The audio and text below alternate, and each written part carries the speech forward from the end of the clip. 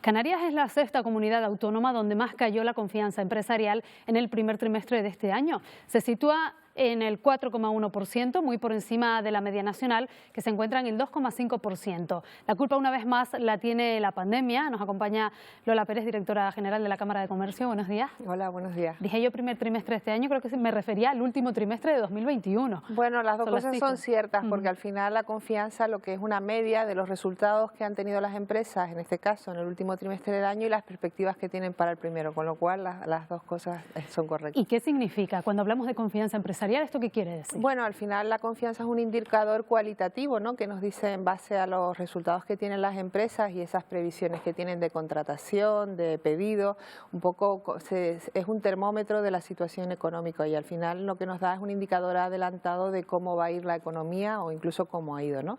En este caso, como bien comentabas, pues se reduce la confianza a un 4,1%. La verdad que es un dato negativo, pero fundamentalmente fue debido no tanto a los resultados del cuarto trimestre, que fueron muy positivos, sobre todo en los meses de octubre, noviembre, donde se notaba pues el impulso tan importante que experimentó la actividad turística y por lo tanto fue un trimestre bueno. Lo que sucedió fue que como consecuencia de la sexta ola de la pandemia empezaron las restricciones, algunos países emisores redujeron pues su salida de turistas pues por todas estas restricciones y eso hizo que las expectativas empeoraran en plena temporada alta turística e hicieran retroceder el indicador de confianza. ¿Y en qué se puede traducir eso, Lola? Bueno, pues lo que se traduce es en esa menor actividad económica y al final una menor actividad económica que arrastra al conjunto de la economía, ¿no? Porque el turismo sabemos que tiene un efecto de arrastre sobre el comercio, sobre los transportes, sobre en general toda la economía, pues se produce en ese frenazo de la recuperación y bueno, esa inercia que llevábamos pues se ha frenado, pero bueno, nosotros entendemos que puede ser coyuntural y que a lo largo de este año ya lo estamos viendo, una vez que se ha ido frenando esa sexta ola, pues vuelven a tener unas expectativas positivas desde el punto de vista turístico y en general para el conjunto de la economía, ¿no? De hecho, el comercio ha ido aguantando bien el embate, ¿verdad? Han aumentado incluso las ventas. Sí, efectivamente, casi en las mismas proporciones, ¿no? El año pasado fue, lo preveíamos, ¿no?, de menos a más.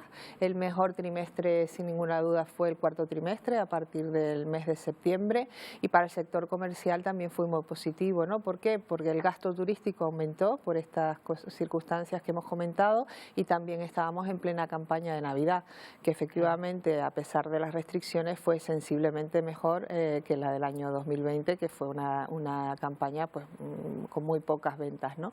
Y eso ha hecho que el sector comercial pues creciera con fuerza comparado con el mismo trimestre del año anterior, un 3,6%, mejorara sus cifras de empleo, que es muy positivo porque el empleo junto a la hostelería son los dos sectores más intensivos en mano de obra. Lo que es verdad que para el conjunto del año también le lastró ese arranque que fue más moderado que en el resto del territorio nacional y el crecimiento medio del año fue de un 1,6, ¿no? ¿Están notando ustedes ya el impacto de la reforma laboral?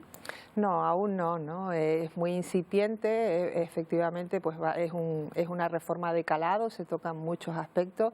Nosotros valoramos positivamente pues que se haya abordado el tema de la temporalidad, somos un país con una elevada temporalidad y estas medidas pueden ser positivas, pero es verdad que suponen cambios, resta algo de flexibilidad para algunas actividades económicas y bueno, habrá que ver cómo las pequeñas y medianas empresas fundamentalmente, que son lo mollar de nuestro tejido productivo, pues se adaptan a todos estos cambios y somos capaces de que esta reforma pues no frene la creación de empleo, que es lo importante, y al contrario, ¿no?, buscar esas medidas que estimulen la creación de puestos de trabajo y que también apuesten por la calidad del mismo, ¿no? Bueno, termina una negociación que es la de la reforma laboral, pero empieza otra porque hoy vuelven a sentarse en una mesa agentes sociales, sindicatos, empresarios con el gobierno para abordar esa nueva subida del salario mínimo.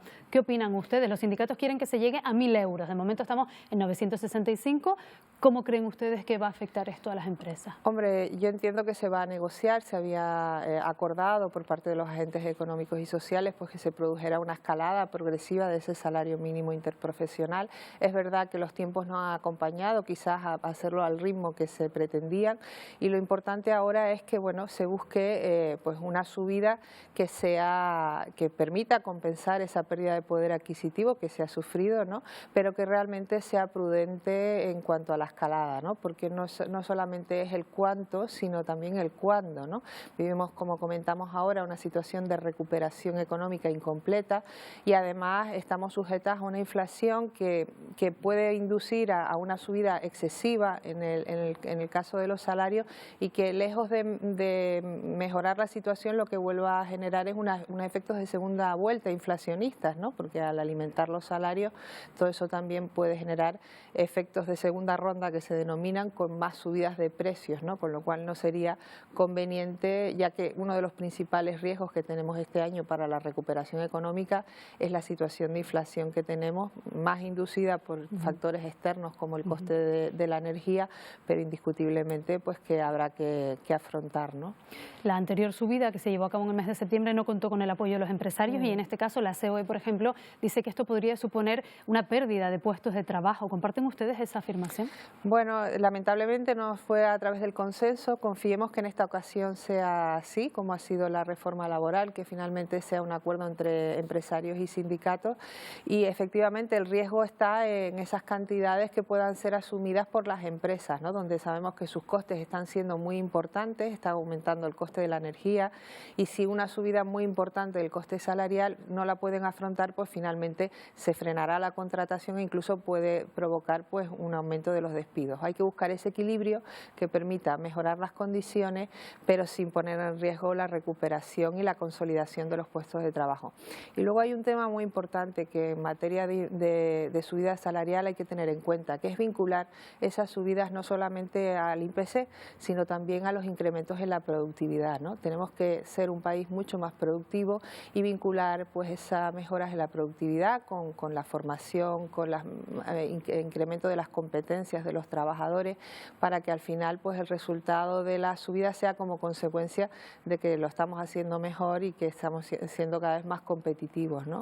¿Se está caminando en esa línea? Yo confío en que sí, ¿no? Lo que pasa es que hay un tema cultural también de forma de evaluar por objetivos, de eso de estimular pues las remuneraciones salariales por una parte fija pero también una variable y yo creo que en esa cultura estamos porque eso incentiva, estimula y yo creo que es positivo, ¿no? Pues Lola Pérez, directora general de la Cámara de Comercio, gracias por habernos acompañado. Nada, un placer Buenos como días. siempre, buenos días.